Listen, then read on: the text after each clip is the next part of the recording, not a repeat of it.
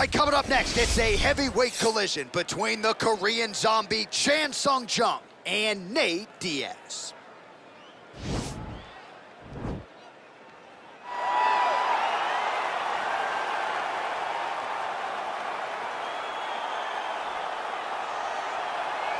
Well, enjoy him while he's here, folks, because you never know if this will be the last time we see Nate Diaz in the UFC with a fan base really as big as any fighter in the sport.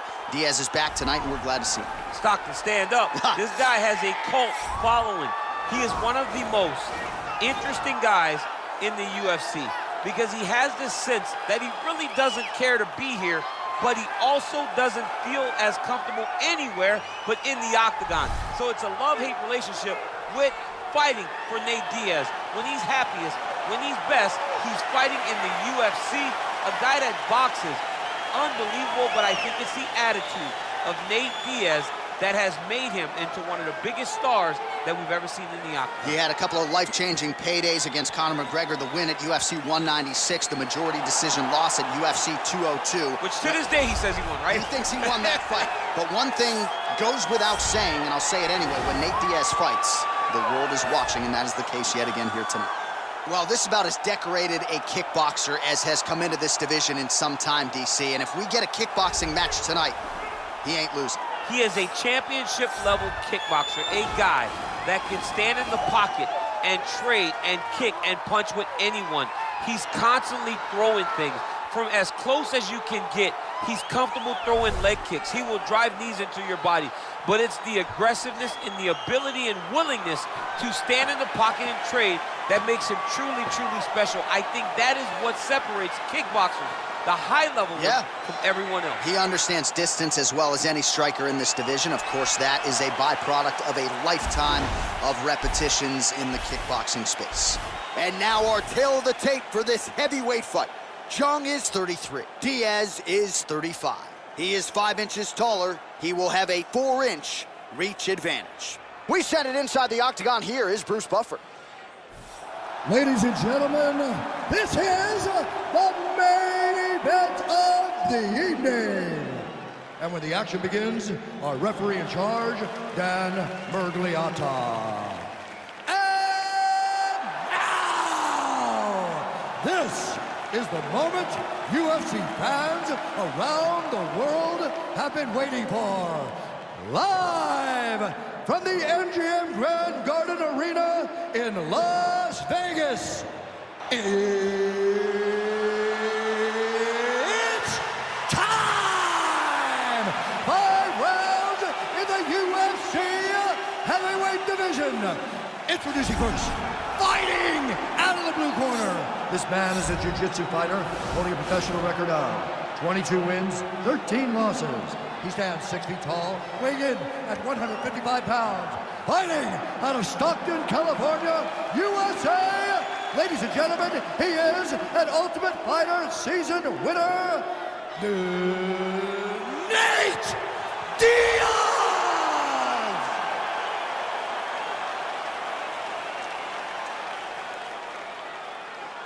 And now introducing his opponent, fighting out of the red corner. This man is a kickboxer, holding a professional record of 17 wins, 7 losses. He stands 5 feet 7 inches tall, weighing in at 145 pounds. Fighting out of Seoul, South Korea, the Korean Zombie, Chan Sung Jung!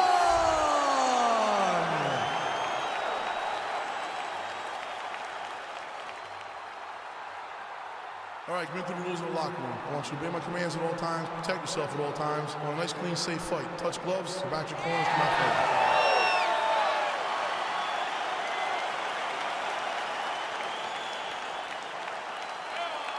You ready?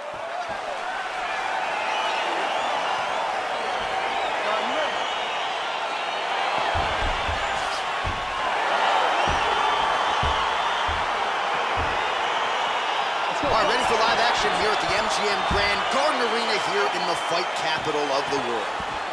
Nice punch there. Well, really using his reach advantage there with that punch, DC. Lands flush with that right hand. Oh, spinning back fist. He didn't telegraph that one at all. Nice defense there. Huge block.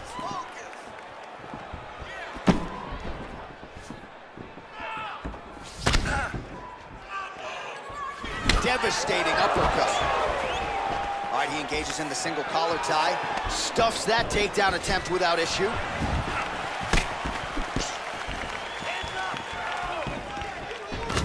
Diaz gets caught with that punch. Not the easiest guy in the world to hit, but he got caught there. So there it is, longer reach pain. Oh, he got him real good, too. All right, so 1 minute into the fight, we've got a full-on brawl here. Taken down by Jung.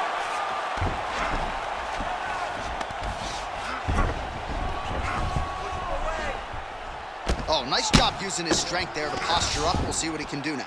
He's going to start looking to land big shots from the top. All right, so you got to be careful playing on the ground with this guy. You don't want to mess around for too long. Right now, it looks like he may be trying to set up an arm triangle choke. He needs to secure the left arm, push it across, and secure it with his head. Watch triangle, watch triangle.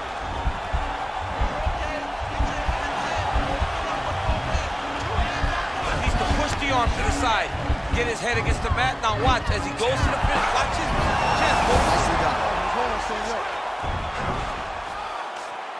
Just over 3 minutes now to go in round one.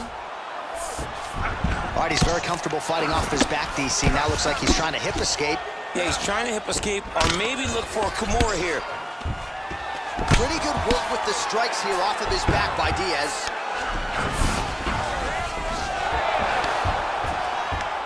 Oh, nice job to reverse position on the ground. It was bad, but now it's not so bad. What a fantastic sweep. Nice hammer fist. He's putting him in exactly the positions he needs to be in right now. He's able to relax here. And he understands, being a veteran of so many fights, that as long as he's on top, he's winning. He feels like he's winning here. Well, he's staying pretty effective here, fighting off of his back. Nice strike landed there by the bottom by Diaz. Just over 2 minutes to go. Oh, nice work from the bottom. Tags him with the punch. Oh, the ground and pound strikes continue to rain down. The opponent better move out of harm's way or the referee's going to stop this. He better start to move, and when his opponent starts to posture, he needs to put his feet on the hips, push him away, and try to escape this very, very dangerous position. Oh, wow, oh! And this might just be a matter of time.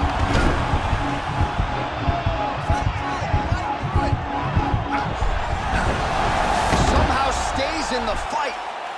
All right, right into side control here, DC. Biggest difference between half guard and side control. Well, side control to me feels like a little bit less control because now my legs aren't really doing anything anymore. Now I'm controlling you with my upper body. So I've got to be very, very aware. It's still advantageous, but now he has a headlock trying to pin his opponent's back down flat onto the mat. Look from the transition to an arm triangle to try to chase the finish.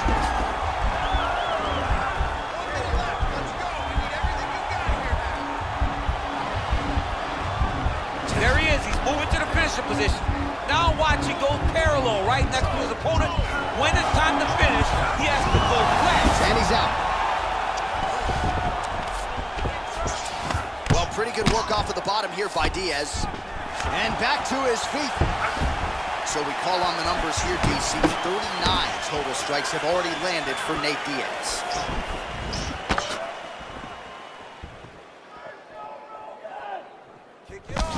Seconds to go. Jung gets caught with that punch. He'd be wise to get those hands up. And he gets it. Takedown attempt late, and it's good. 10 seconds to go.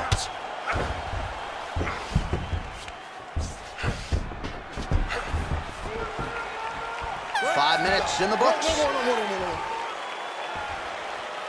buddy. Take a seat. Deep breath.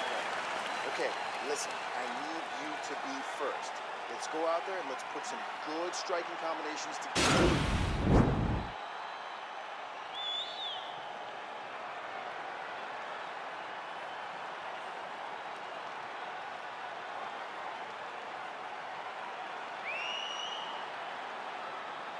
All right, 5 minutes in the books. Here we go with round 2. Jung versus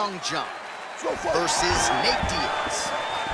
Oh, he lands another strike to the body, really starting to connect on a lot of shots to the midsection, and these will take their toll as this fight goes into the latter rounds. Nice connection there by Nate Diaz. Not a guy you want to let get going here on the feet, DC. No, because it's all downhill with Nate, right? It's the activity that will overwhelm his opponents, and this looks like the start of that. All right, good job by him there to raise the guard and protect his head. He's doing a good job of keeping the guard high, blocking his head, making sure he's not... Throw. Let's see if he can capitalize and lock up a sub. You got to try to find whether or not you're going to land ground and pound here or if you're going to go to submission. A lot of top pressure being applied here. Fighter trying to pass here, but gets denied. Gets denied. Great job, great recognition of seeing what your opponent was trying to do. Well, this is exactly what you like to see. Nice combination of ground and pound punches. Outstanding pressure and activity by the Korean Zombie.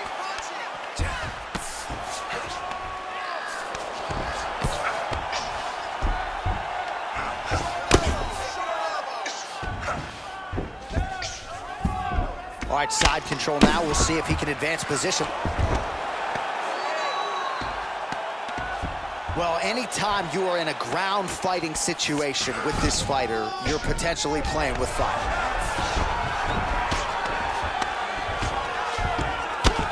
Now trying to hip escape. He's just trying to move out of this position off the bottom. The Kimura is not the arm. It's the shoulder pressure that usually makes you tap. He actually goes to an omoplata. Great pressure going forward by the top fighter now. You can certainly count on one hand the number of omoplatas that have been executed. Not tapping out tonight. Side control now, and certainly I would think more offensive options for the bottom fighter than in the half guard. Absolutely more offensive options, because now you can just start to get away. You can just go to a wrestler stand-up. Get to your knees, post your hands, don't allow him to get his hooks in, right? Really be aware of the hooks. But get to your hands, stand up, fight the hands, break away and escape. But it's so much more free-flowing than a half guard in the side control, because all you need to do is just get the opponent's body up, because his legs are just free to move. His legs are not controlling anything. His legs are just free, so you have more freedom to use yours. Well, he's more than content to work off of his back, DC, where he has been a magician in his UFC career. Diaz is attempting to pass here, but he's denied by the defense. All right, he's hanging out inside the closed guard of his opponent here, DC. You got to be careful. Well, you got to be working off of your back. He's certainly doing so here. Nice punch.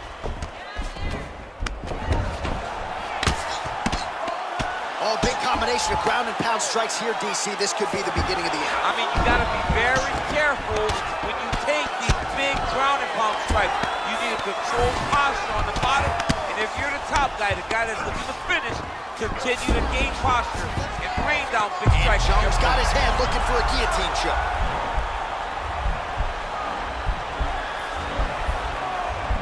He's that guillotine.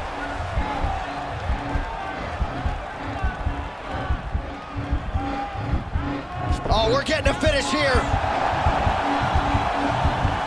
Oh, countering, it looks like with a bottom flute choke, or maybe we should call it the OSP now, but trying to get out of the guillotine by submitting his opponent. Incredible. Escape that.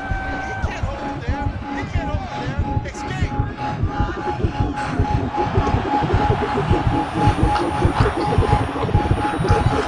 He got it, John. How about it?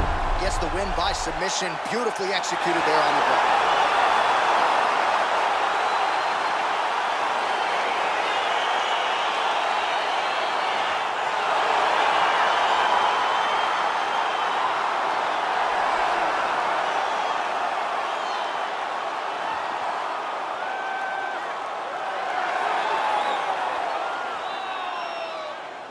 All right, let's take a look back at the replay as he gets it done by submission tonight, champ. He does a great job of staying patient. He doesn't rush or panic. You are never safe when you're fighting this guy. You're in a lot of trouble. You're in a lot of trouble the entire time when you're this good in the submissions.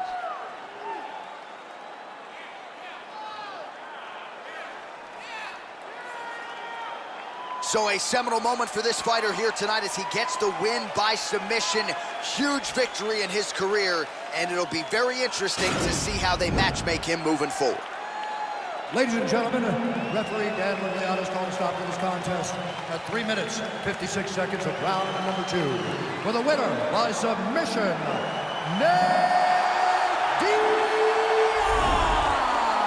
All right, so there he is, all smiles, and rightfully so after he gets the job done by submission tonight. You told me off the air before the fight that he was going to submit him, and that's exactly what happened, man. I mean, you know, this guy has such a great submission game that you cannot lay in his guard. And his opponent is known to lay in the guard. He made him pay for it tonight and got the submission victory.